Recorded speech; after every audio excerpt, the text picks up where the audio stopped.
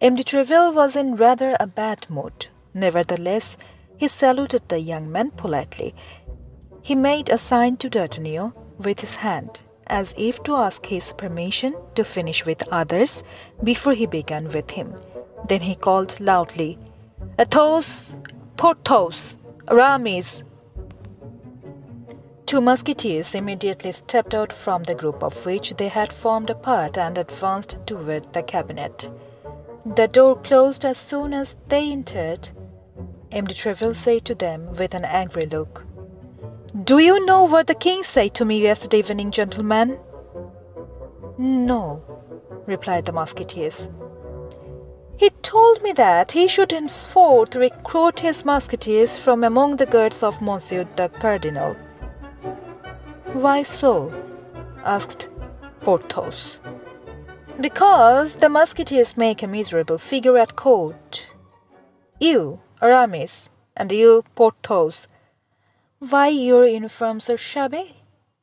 And Athos? I don't see Athos. Where is he?" "Ill." "Of what?" "It may be the smallpox, sir," replied Porthos.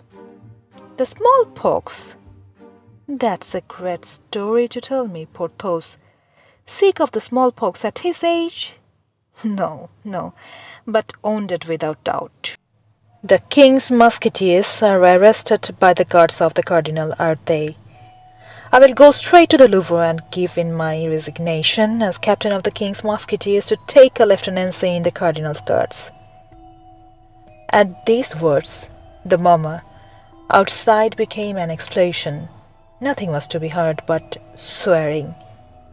"Well, my captain," said Porthos, "the truth is that we were not captured by fair means, and before we had time to draw our swords, two of our party were dead, and Athos grievously wounded. He tried twice to get up and fell again twice, and we did not surrender. No, they dragged us away by force.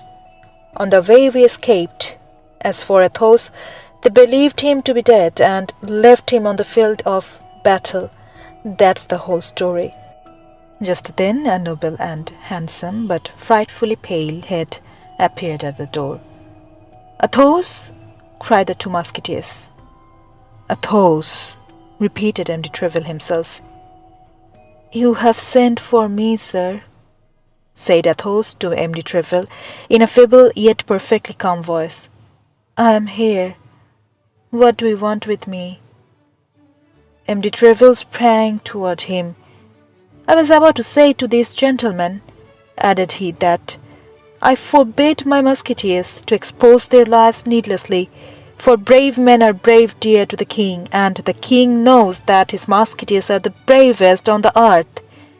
Your hand, Athos!" And without waiting for an answer, M. de Treville seized his right hand and pressed it with all his might.